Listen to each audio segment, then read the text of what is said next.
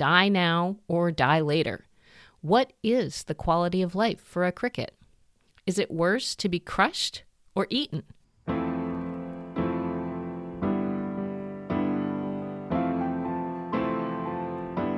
Welcome to Daring to Tell, the podcast where writers read memoir chapters or personal essays, and then we talk about it. I never did see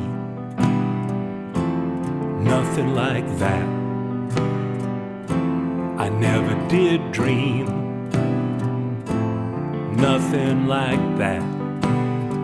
I am usually your host, Michelle Rado. Today, I will be moving into the writer's chair, and author Melanie Brooks will be the one asking me all the questions. I thought I'd also change up my theme song for this episode. Make Me Brave is the usual one, but this song, Nothing Like That, also written by my husband, Phil Rado, has been an alternate theme song every now and then, and it kind of fits the mood a little better today, which has to do with change. Before I dive in, I want to give a quick shout out to the #AmWriting podcast. It is a podcast geared toward any kind of writing, fiction, nonfiction, short things, long things, and this summer they are doing a very cool thing, the Blueprint for a Book Challenge. It's a 10-week set of projects, basically homework assignments that will help get your book idea or maybe a rough draft ready for the next stage. Anyone can participate for free just by listening, and I love the idea of staying accountable to a schedule, because being accountable only to ourselves can be difficult when we're out here on our own trying to figure out what's next with a writing project. I will put a link to them in the show notes, #AmWriting podcast and their summer Blueprint for a Book Challenge.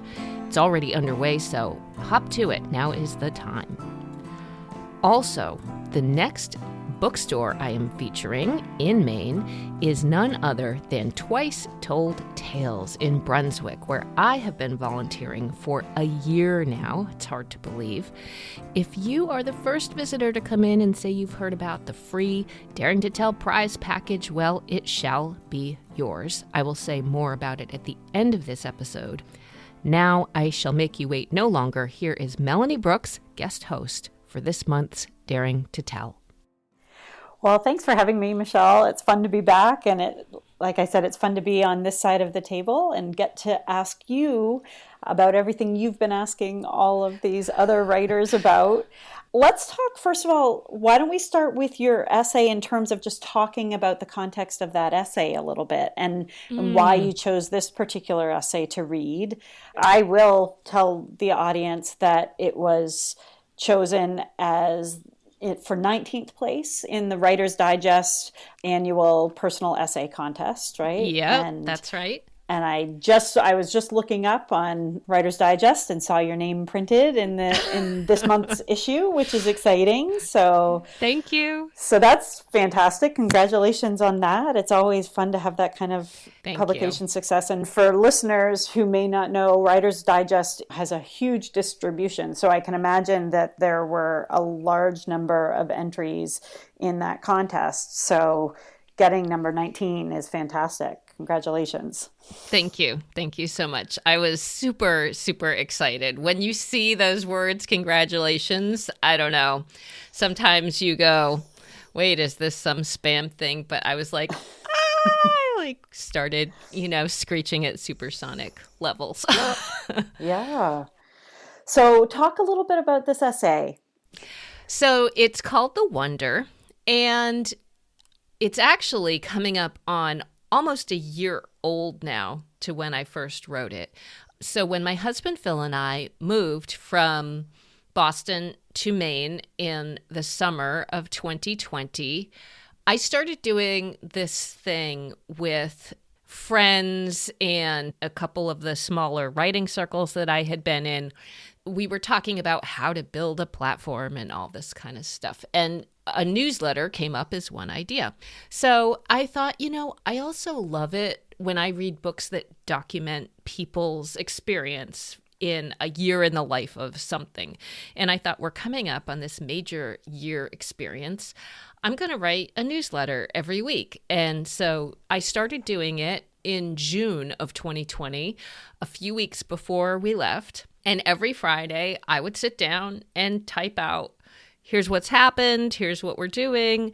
And it transitioned like a few weeks before we left up until being in Maine. And frankly, we moved on a Friday. So the only Friday that I missed in over a year was the Friday that we actually moved because it was just too crazy. So basically every Friday, I sent out a newsletter of what was going on. And so this started off as one of my newsletters. And I grew to love my chance to sit down and write that newsletter every Friday morning. There was so much going on, moving to, as I keep calling it, our big old farmhouse in Maine. There were lots of repairs that had to happen. There were just lots of new things that had to be done. So documenting everything every week, I got in the habit of spending the whole week thinking about what am I going to write about in the newsletter this week. So it was a great practice. Well, I can imagine that it got you in kind of the mindset of everything is a possibility for writing, right? Yes. We as writers do a lot of that where we pay attention to our experiences from a writerly standpoint. Like we recognize kind of how they make us feel, what we're thinking about in the moment, and then we think, oh, that could be an essay, right? So I imagine that kind of got you into that place of thinking like, how can I use what just happened to me as a potential springboard for a piece of writing? Yeah, exactly. And so many of the tasks that came with home ownership really worked well as an overlay to lots of thinking time, like raking leaves. That got to be one of my favorite things to like, I'm going to go out and rake for a while, and that helps me think. And then sort of everything becomes a metaphor for something else. And so it was a lot of sort of very rich fodder for a lot of things to consider about how different my life was then to now. Well, and that's kind of what this essay is about, right? It's kind of this metaphor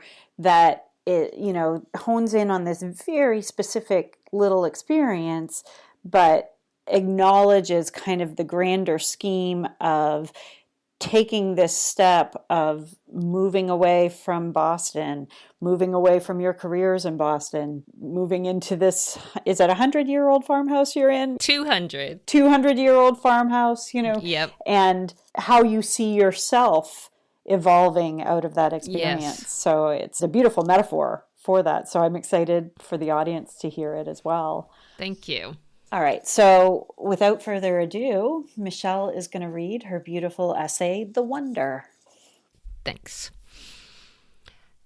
I was just squeezing toothpaste onto my toothbrush for the closing bedtime ritual of another day when I noticed the little orange rug in front of the main shower. This bathroom has 2 showers, one that works, the other with an eroding tile floor. The rug was a little bit askew. I pushed it back into place with my toe and, a little black bug went hopping away from the earthquake I had caused. I recognized its movement immediately, and in spite of seeing angled arms and legs coming out of a thorax in all directions, I didn't freak out.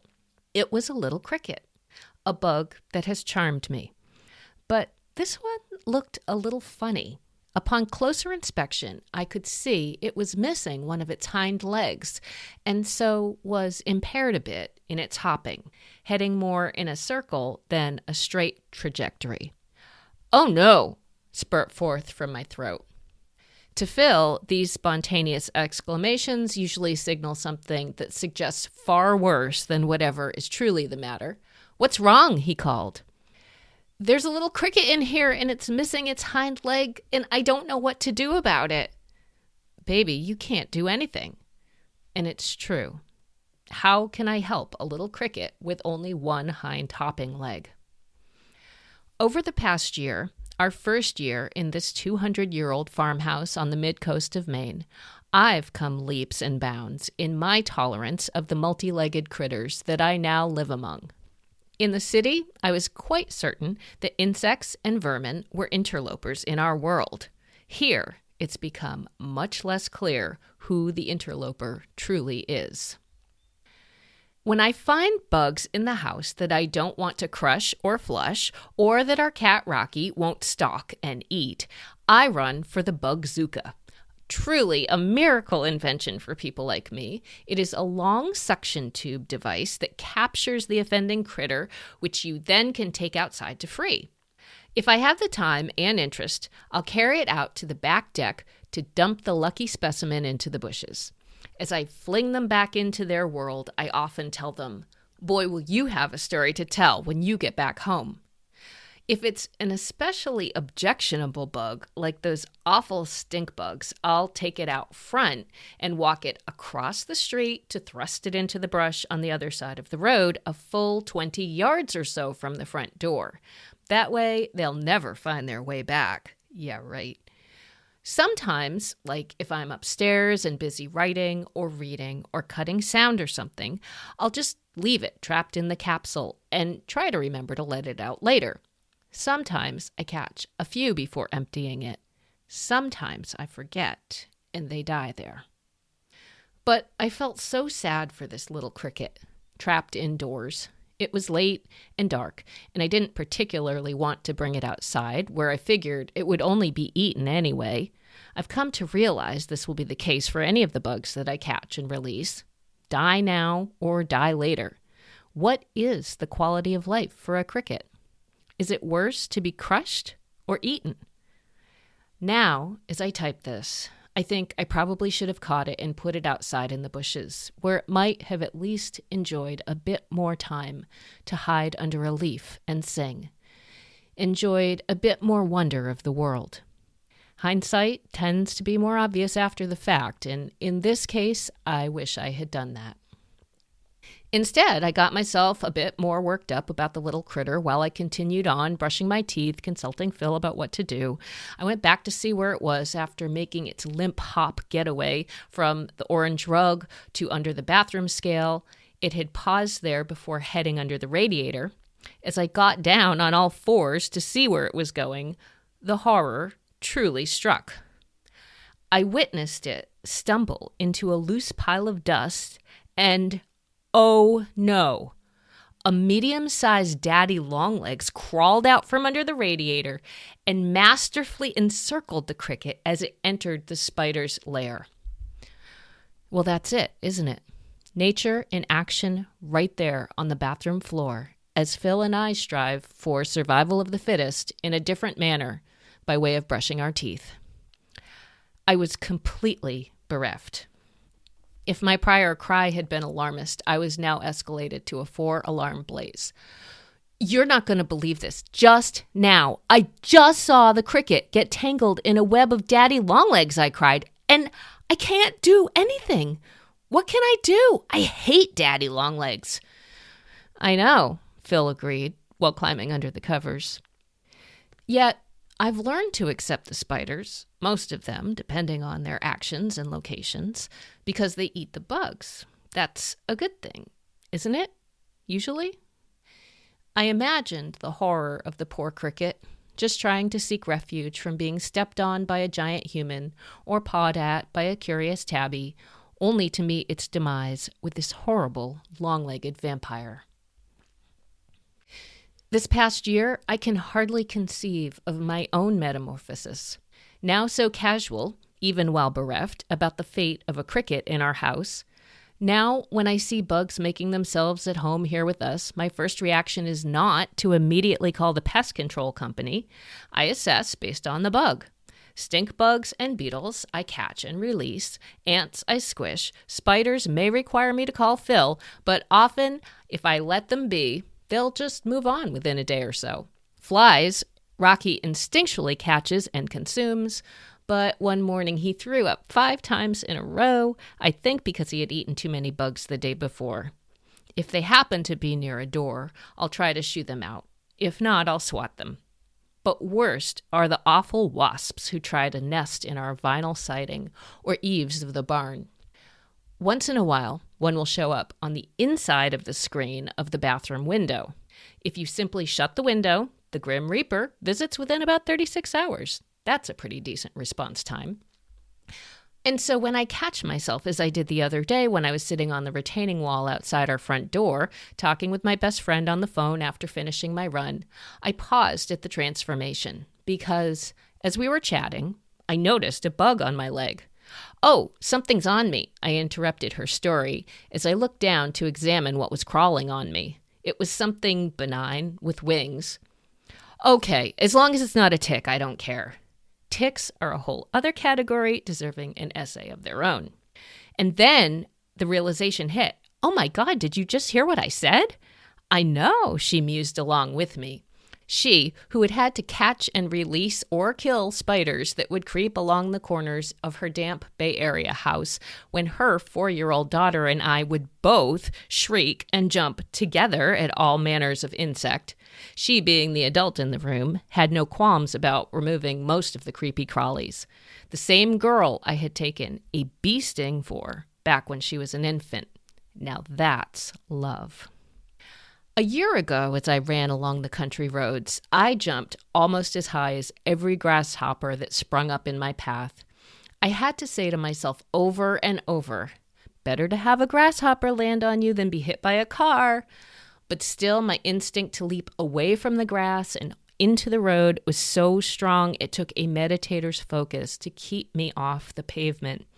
Now, they may still startle me a bit, but I feel as if they're more friends than ambushers. Last year, I'd turn and head in the other direction if I saw a rafter of turkeys ambling my way on the run. Now when I see them in the yards and fields that I pass by, I just call out, "Hello, turkeys!" They're so engrossed in their slow sojourn, they barely notice me. I hadn't been around nature much before. I didn't really want to be. I remember when I was a 20-year-old music student living in the big city, I experienced the wonder of independence, the convenience of public transit, a pizza joint on every other block, and a world of smarts and sophistication up and down sidewalks in any direction. I could and did walk everywhere just to take in the big city of Boston. When I took the Green Line to the Red Line and crossed over the Charles River, I'd always make sure I positioned myself on the side of the train where I could see the Hancock and Prudential buildings towering over Back Bay. I remember consciously thinking, I can't imagine ever getting sick of looking at this skyline. And I never did, even as I watched it intensify through the decades. But then, what internal mechanism in me switched?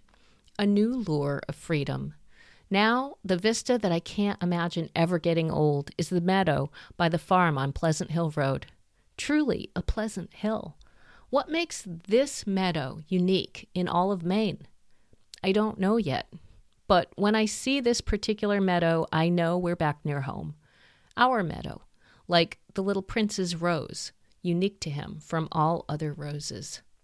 Thorns, spiders, crickets. The wonder in our experience is never perfect and always ephemeral. But I think maybe beauty is that which has a newness that doesn't grow old. A skyline, a meadow, also like falling in love. And this has only been year one. Beautiful, Michelle. Thank you. That's so... Thank you. I love how the essay, goes from the very minute and it grows broader and broader as you go. As you were writing it, did you kind of have that feel like did you know what the metaphor was you were kind of heading toward? I don't think I did. And, that's one thing I talk about with so many writers on this podcast is why do they write? I think I write to know what I'm thinking. Like I write to get to that point because, when I saw that cricket and I was just like, oh my God, I didn't know what to do. And Right. It stuck with me. And I knew that it was like, okay, this is something I have to write about in my newsletter.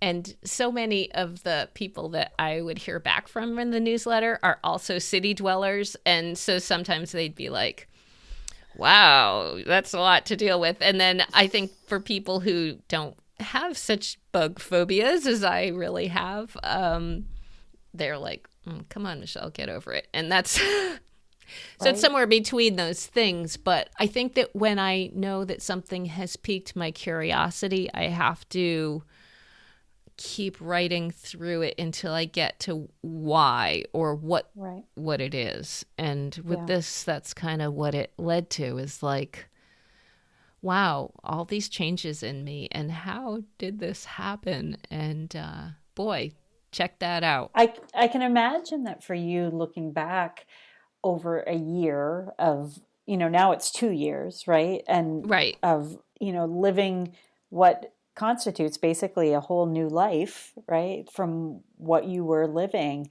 that it must be, just kind of awe-inspiring every time you kind of do take a moment and become self-aware of, wait, I'm not so scared of the bugs anymore. Wait, I actually am accepting this as part of home. This is part of what our life is. Yeah. Right? Definitely. I think that there is that whole sort of immediate, anyone who's moved to a new place, whether it's, across town or somewhere new, it's like a recentering that you start doing in your head. Like, okay, how do I get from here to there, or what is it? And being in a different state is really, it's a whole other thing. I mean, it's not that far, but it's a whole new world. So, right. And like you say, now we're coming up on 2 years. And so I feel that level of settling a little more in, like, okay, it's still a wonder every time I do run along the road or the things that I see. It's kind of funny because I was thinking about it this morning when I was on my run, and what I'm noticing this year, I don't know about where you are, but I have noticed so many of those gypsy moth caterpillars this year. I'm like, oh, interesting. I didn't even really remember them last year. And I know in Maine we have the brown tail moth caterpillars that are kind of toxic-ish. They can give you a nasty rash and all this stuff. So I'm sort of on the lookout for them. I know what they look like. I remember gypsy moth ones from my childhood. We had them. And, there's different seasons and different things to each year. Like this year, this is bad, or this year, that's bad. And the ticks, I don't know. Basically, the first day that we sat out on our deck, I looked down and there's a tick on my shirt. I'm like, I didn't even step off the porch. I do agree with what you say in your essay that, ticks in New England deserve their own essay. Yeah. Especially if you have dogs, if you have... Yeah. Right? And Rocky is indoor only. So one time I noticed there was a tick crawling on him, like it somehow got in the house, but I flicked it off before it had made its way under his fur. And I just, I worry about that. And I know you have a dog or dogs. So. I have 2 dogs, actually. Yeah. Yes. Yeah. So we're doing tick checks all the time. So, but it must be, I like how you were saying, like, you're starting to feel like you're settling in. You feel more settled. And I imagine that you feel more settled kind of physically, like in the space, because this is a house you're working on, right? As you're living in it. So as time goes by, I'm sure like you're settling into the design of the house, to what you're doing on the house. But I imagine that sense of feeling settled within yourself is also something that you feel changing and adapting as you go. It is. And I do think it's funny, again, like, to return to this theme of bugs, it feels like it shouldn't be that big a deal. But I don't know why it really is. My whole life I have been really like, I hate that buzzing sound. I hate when they start circling your head. I jump, I shriek. My mother used to always say, Michelle, you're bigger than them. They're more scared of you than you are of them. And I'd go, I don't know.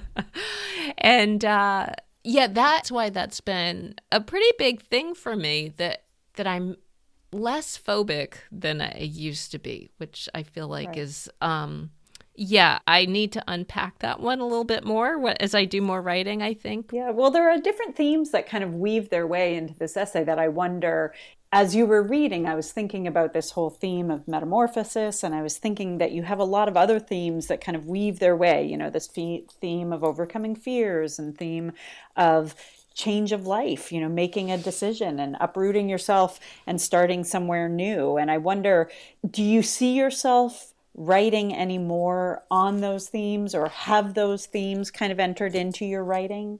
That's also a good question. In a funny way, a little less so. I think, I don't know about you, but when something's more of a tussle that I'm thinking about, I tend to write about it more. And I think I've been writing about it a little less. I did stop doing that weekly newsletter when I hit the 1 year mark, because I kind of felt like, all right, I had set out to do this thing to mark the first year. And then I heard back from a few fans, I'll call them, who are, friends and lovely people who really had reached out and told me how much they enjoyed the newsletter. And I do get the question from time to time, like, oh, we haven't heard what's going on the farm anymore. I mean, I call it a farm. It's a house with a big yard and a big barn. So I haven't really written as dedicatedly on those themes. And I have to say now, as I'm like coming up on the anniversary of a year of not writing it, I have really kind of missed that weekly time writing as well as thinking, because it's more the mindset that you get into of what's important this week. Right. The other thing that I find really valuable and why I love writing is because it really helps me remember what has gone on. I'm a pretty decent journaler. I don't write every day in a journal, but I do keep a journal. And when things get a little more stressful or there's more going on, I write more. And so as I go back and look at times when I had a lot going on, I was going back recently looking out right before we moved, and I go, oh my God, I forgot all these things were going on at work. All these things were going on with trying to sell our house in Boston to get here. I mean, it was so much more. I tend to look back in the great wash of the past and go, oh yeah, and I'll remember a few things, but I don't remember them all. So it's almost my own record of my life as much as anything else. So I'm kind of rethinking that. Like, I'm thinking maybe I'll go back to doing my weekly newsletter. I don't know if people are interested in that, but, it's a possibility. Absolutely. So your podcast, obviously, you've spent a lot of time talking about kind of the daring nature of writing, this idea of when we write personal experience, when we write about things in our lives, it is an act, a daring act. And so in thinking about this particular essay, what feels daring to you about the writing that you've done? Yeah, I was thinking about that a lot, because I thought, oh, do I even pass my own sniff test for this? Like, is it daring? And in some ways, I think it doesn't feel all that daring, but in other ways, I think it does, in that truly admitting my phobia about bugs feels a little like, yeah, I just really get really creeped out by them. And so dedicating a whole essay to it feels a little like, okay, yeah, this is a thing. But I do think that more so what this is about is about life and how we change and what a quality of life means to have. What happens when, I'm in my 50s. I'm not that old, but as I some days have it said, feels that way though, doesn't it? Yes, I'm older than I've ever been. Right. And as young as I'll ever be, all those cliches. And when I do think about like, okay, what is this all about? What are we doing? What is the equivalent for me of hiding under a leaf and singing? I don't know when a big daddy long legs is going to crawl out from somewhere and take me over. I write about some health issues that I've had in the past that you and I have talked about, when I had a GI surgery and a polyp, and it got taken out, and it was great. Living with the repercussions of that has been a little bit of a roller coaster ride, but I do feel like I try and err on the side of being like, oh my God, thank God I'm here to keep going. Right. And I think writing about it is still scary every day. Well, so that bigger theme, right, of kind of exposing the, kind of the greater thinking of how we're starting to view life and what we're starting to value and what, how that changes over time too. That seems kind of a daring topic for a lot of people, because I think sometimes we don't want to admit that life changes us and that we become different people out of our experiences as well. Yeah. Right? Yeah. I think we don't like to admit the ways that we're different. I think that's and I'm different in so many ways that are both difficult and also amazing. So I think that is the wonder of what we're here for on this earth, not to get too grandiose, but I mean, it's top of mind a lot. And I think it's why I really enjoy talking with writers who are considering also some of the hard stories, the difficult things. The big questions that life raises for us, right? Exactly. I can imagine that it felt daring for you to actually read this essay, because you're somebody who has not put a lot of writing out into the world up until now, and you're working toward that, right? So, So I'm curious what it felt like to you to be reading this and knowing, you're in the hot seat in a sense, where your work is under scrutiny. Well, here's my deep, dark confession about that one. I love reading my work. I will really, I'll fess up to that. I really like reading my own words. I think because I do have the chance to sit, write them, edit them, consider them. And my husband, Phil, is always my first audience. And when I feel it's ready, I'm like, okay, do you want to hear this thing? And I sit down and I read it. And I love reading it out loud. And I am someone who, man, I don't really like speaking in front of people. Like if we had to go somewhere and have an audience and present something, I don't know. If we were on stage, if we were sitting on stage, that would not be your favorite thing. No. And, even as a radio producer, I have loved the behind the scenes aspect of that work. But there's something about reading my own work that I really enjoy. And I do think that it's a chance for me to feel like I've spent enough time considering what I have to say, and now I'm going to say it. I think that in extemporaneous conversation, I get myself all twisted and turned up so much I'm not sure what I think or what I know. But by the time I've written it out and written it down, I go, okay, you might not like what I have to say, but here's what I have to say. Right. And it feels good to hear it, doesn't it? It does. To hear it out loud and to kind of come to that place where you hear it. I always tell my students, I always know that I've hit on something if I get choked up if I'm reading my own work. You kind of feel like, oh, well, maybe I've captured something that I wanted to capture. And that's the other side of it is when I sit down to read something out loud, and this one I didn't do it, which also tells me okay, Michelle, you need to be a little more daring next time. But the point where one chokes up, when you feel those tears coming, I go, okay, I've gotten to something really important. Right. Something important's happening there. Yeah. For sure. Exactly. So broadening out from this one specific essay, I know you mentioned a few minutes ago that you have been working on writing about your surgery, writing about this experience of illness. And I know that this has become a memoir project for you.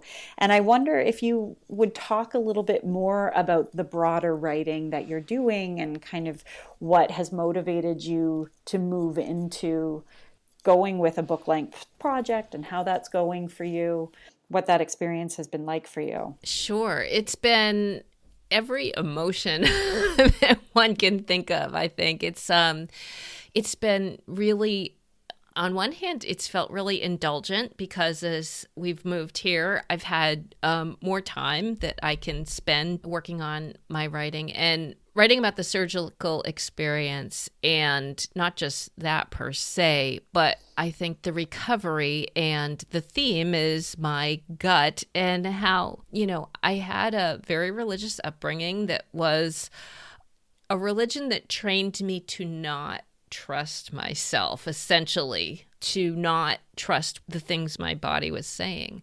So even though I left that religion in my early 20s, there's those deeper onion layers that are still part of who we are. So the expunging, perhaps, of what I think and feel and who I am is some of the deeper core issues that I've been really trying to grapple with. And I've been writing about them through scenes that have to do with trusting myself, like the ways that I have tried since surgery to know what I think and know what I feel. And essays like this, in a funny way, are me puzzling through it. So right. I love the essays. And I think that's also why I really loved the newsletter that I did, because it was like an essay and I could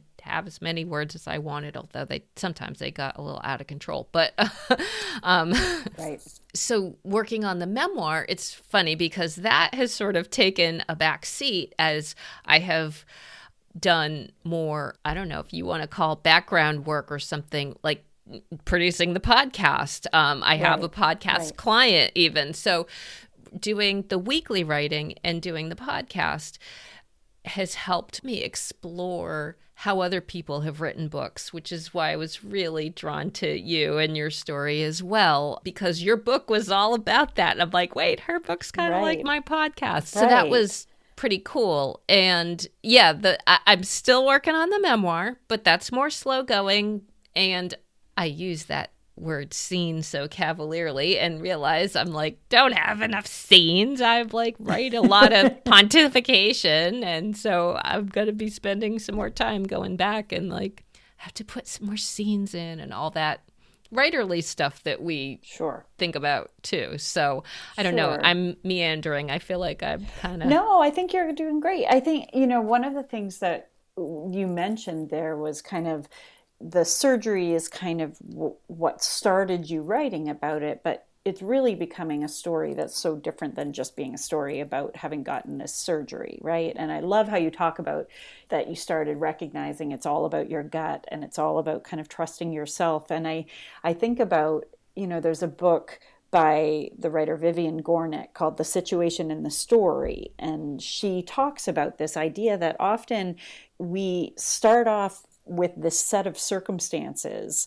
that we think we're writing about, and we kind of believe that that's the driving force. And what that creates is kind of this backdrop. It's the scaffolding of the story. But then somewhere in that writing process, we have to ask ourselves, what's the real story here? And I imagine that that's where you're feeling, before we came on the air here, you were talking about the fact that you feel like you've hit the point where you know where you're stopping this memoir. You've got a pseudo manuscript in, a rough manuscript.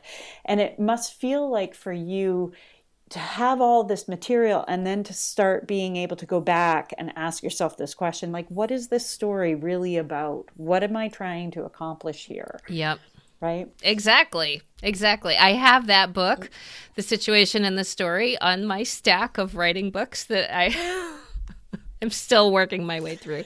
But that sounds exactly right. So I'll have to dig into that one next. Yeah. Right. And I think, you talk about kind of the background, work that you're doing with this podcast. Yeah. I also think we need that as writers. This, I know for me, I've talked about writing hard stories was a very selfish endeavor. I was really struggling with trying to tell this difficult story. And I wanted to talk to writers who had also struggled, but I also wanted to kind of see them beyond the struggle, with their published Right. books, and knowing that having done it, having gone through the struggle, was of value. And, I kept asking those questions. I mean, I would have continued to just keep talking to writers, because it feeds you. And so do you want to talk a little bit about how this podcast, how talking to the writers that you've had the opportunity to talk to for this podcast, what has that done for your writing process? Oh man.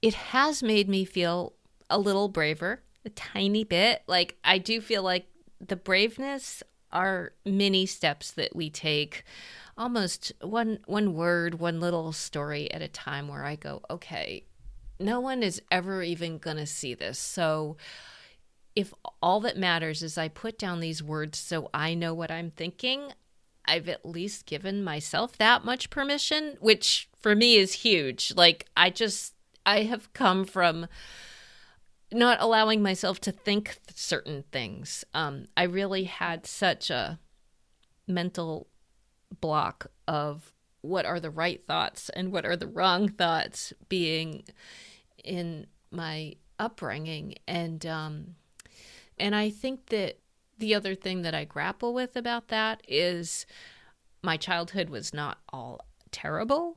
It had some really, in my opinion, bizarre, difficult things that made me very different from everyone else. So I think I've spent a lot of my growing up time figuring out what part of that am I not comfortable and not okay with. But yet I've discovered myself to be a person who very much feels like I almost like the role of outsider. So it's all these interesting discoveries that I think one does make when you give yourself the permission to contemplate more. And to draw it back to the podcast, I've really, I think of like Phuc Tran, who had all these grapple with parents who couldn't understand what he was dealing with in coming to a new country. I identify with things in a whole bunch of kinds of ways, and my family might have, spoken the same language and looked like everyone else in our town looked, but I was different in ways that I knew I was different. And there's that, oh, how can I fit in part of it? So I do gravitate towards stories that I feel, what part of myself do I see in this story? So there's so many stories out there that I feel like, oh, I wouldn't think that this makes me think about me, but it does. And so that's been my sort of guiding principle. And I do really try to feel that connection with the stories that I choose and the people that I have. It helps me answer some question or some unknown of myself as I go. I will say I've begun loving it so much. I think, like you, I go, I could keep doing this forever. Like, I really enjoy talking with writers about what they're writing and how they're writing and what it means to them and how they get there and what their fears are. I think the more I read about writing, I think the whole idea of being courageous, of understanding the act of writing as an act of bravery with everything. I mean, I've just started another book talking about how even E.B. White said that, like all these, and it's like, oh, another city person turned Mainer. Right. Not that I dare to compare myself to him in any way, but these are the things and the ideals that I feel like I try to bring into what I do and help me in some way. So I agree with your kind of assessment. It feels like a very selfish act because I feel like this is my chance to figure stuff out. But I also think, I am working on an essay right now. It's called On Cookies and Rejection. And it's, and I'm writing about, kind of these fancy cookies that I love to make. And I'm kind of butting that up against, this process of trying to find a publisher for my memoir and how the two have kind of gone hand in hand. And, kind of the theme underneath this kind of tongue-in-cheek about like nobody ever says no to cookies. I always, 100% of the time, they're accepted if I offer them. And, but also this idea that I think as writers, we need to find the thing that we also feel good at because, the journey to write and to get our writing out there is a long and sometimes torturous path that can lead us to kind of doubt our own skills and our own abilities. And so I also love continuing to do interviews because for me, interviews feel it's creative, it's work, but it's also something I know how to do. Right? Yes. Yeah. So when I sit down to do an interview, I know that I'm going to be able to get the interview the way I want the interview to be because it's something I understand the process and I know what the finished product should be. When you're writing creatively, it's such a different path, right? You don't have that kind of finite sense of where it's going to end and where it's going to take you. And that's the part that feels so scary and feels like you have to steel up that courage, right? Yeah. And so I imagine that for you, doing this podcast is kind of fueling that piece of you that says, well, this is something I can do and I can do it well when all that other self-doubt comes out, right? Yeah. Yes. Actually, you nailed it. Yeah. Because I know how to put audio together. I know how to talk with people. And it's funny, the part that I've really had to learn doing this is being the host. Like if I was doing an interview with someone, I was always cutting myself out of the final product, or I'd be working with a host or someone else who was reading the questions or asking the questions, and then I'd put it together afterwards. So learning host has been a whole new skill, and it took me, oh God, it's silly to say this, but it took me probably what I called my season 1, which are the first 12 or 13 episodes, which I culminated that with one of my essays for that as well. It took me all that time to realize, wait, I'm the host. Like I have to, right. I knew I was talking, but I wasn't.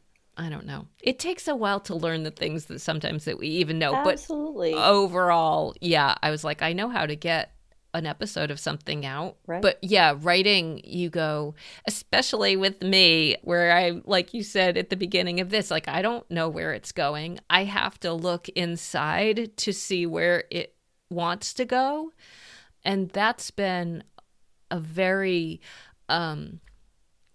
mysterious process that is very scary, and it feels really so risky. Fun too, though. You're like, okay, if you can just sort of throw your mental caution to the wind and say, I'm just going to keep writing to where this is going, and sometimes it doesn't go anywhere, but a lot of times it does. And so I go, all right, I'm getting at something, and usually there's something that ends up looping back, and I go, oh, okay, that's what this is about. Right. And then I can think about it more, and I go, yes. So I love those little moments when it's sort of, I realize what it's about, and I am hoping that there's going to be a point where I know what my memoir is about, because I think I've known what it was about, but it might be about something else. I don't know. I think there will be a point where you get to that. You think about, you're writing about illness, you're writing about your own personal experience. One of the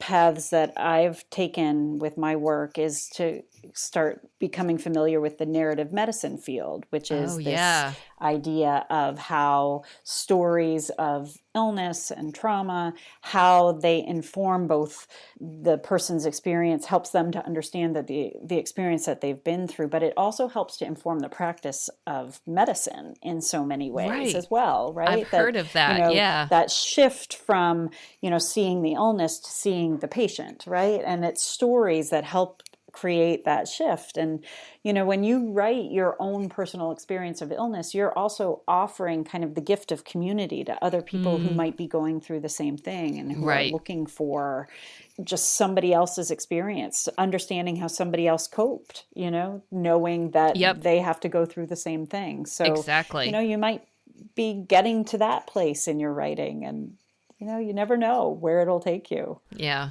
But yeah. Well, it's a lot of bathroom stories, so it's not stuff people talk about all that much. But we always talk about that we need to tell more of these kinds of stories because people need to know, and people want to be able to talk about their own bathroom stories if they need to. I think they do. I've gotten a few sort of little, oh, you're willing to talk about that. Well, Right. So yeah. Well, you're daring to tell. Yeah, exactly. I am. Right. Well, so from your end today, from the being in the writer's chair today, Yes. what do you want to leave people with in thinking about kind of the work you're doing, the place that you are with your writing? Oh, gosh, that's a good question. I hope people are interested. I'm just curious. Like, we all look for acceptance, Do you like it? I do feel that when I read something of my own, and I do feel like, okay, maybe next time around I'll come out with something that's a little more daring. But I think we get to some daring stuff today, honestly. Absolutely. And I think the more conversations we have like this, about just what it feels like to be living this writing life and the risks and vulnerability and exposure, no matter what you're exposing, whether it's your fear of bugs or, some deep, dark secret, it's still vulnerable, right? And, I think the more we talk about it, the more we normalize it, it helps it to become easier as writers to enter that territory. Exactly. And if there is anything that I guess I do feel like I try to live or espouse, it is that I do really believe in being vulnerable. I think one obviously has to protect oneself to some extent, but I think that it's really only through vulnerability that we encourage connection with others, that you say, oh yeah, that happened to me too. And I feel like overall, I'm usually pretty willing to. I think it's part of why, like I said before, I really enjoy reading out loud. I like the chance to talk about the things that not everybody really wants to. And right. I think that it brings so much more connection on the other side when we allow ourselves to go there. Absolutely. Absolutely. And so the work that you're doing with this podcast is opening that door for people. So I'm grateful to have had the opportunity to sit in both of these seats, to sit in the hostess seat and to also sit in the writer's seat. Well, it has been fabulous. No matter what seat you've been in, I've really enjoyed taking your class and having you on, and then having you on as my host. So it's just been great, Melanie. I've enjoyed it as well. Thank you for inviting me to do this, Michelle. And I Absolutely continue to wish you luck with all of the work that you're doing. And I'm excited to read more of your essays. Thank you. Thank you so much. And likewise, I look forward to seeing more of you in print as well. Thank you. So, as always, I've been thinking about our conversation and this episode a lot as I put this together. And here's one more little nugget. It is only by trusting the intuition that we have in darkness that we feel our way toward the light. That's what I think I mean when I say that I write to know about what I think and what I feel.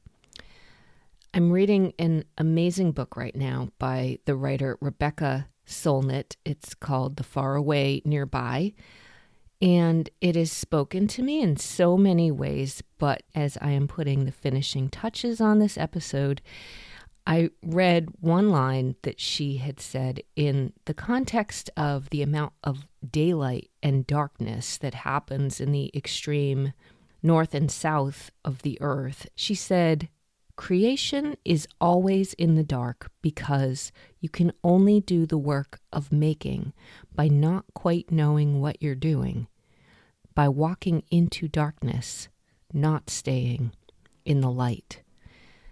And that idea gives me so much comfort. I can't even tell you. It is how I work. in darkness. And so that's made me want to revise one of my answers when Melanie asked me if the themes in this essay play out in what I'm writing next. The answer should be yes, absolutely. This essay is basically about fear.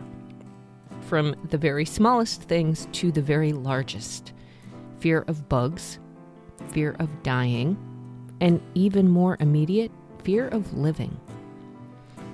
It is the one constant in most of my writing, and I keep writing to try and work myself towards the light, to try and trust my intuition. So, thank you for indulging me in this conversation today and all of these thoughts. The month that I am recording this episode, July of 2022, marks 1 year for me of volunteering at Twice Told Tales, an outstanding used bookstore on Main Street in Brunswick, Maine.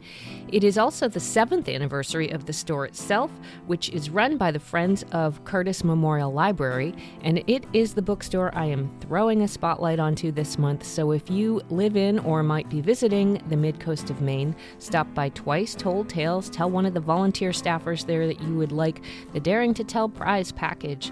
There is only one, so you have to be first. This month's package comes in a brand new Twice Told Tales tote bag, and you'll also get a $20 gift certificate and a copy of Melanie Brooks's book, Telling Hard Stories, plus a few other little goodies. I hope you will go in there and check out the store or your local bookstore. Daring to Tell will be back again as it is on the first Tuesday of every month. In the meantime, you can follow me on Twitter at Michelle Rado or sign up for my newsletter, which is called Hit Pause, at my website, michellerado.com. Thank you to my wonderful husband, Phil Rado, for writing the theme music that I use. And of course, my biggest thanks go to you for daring to listen. Stay brave.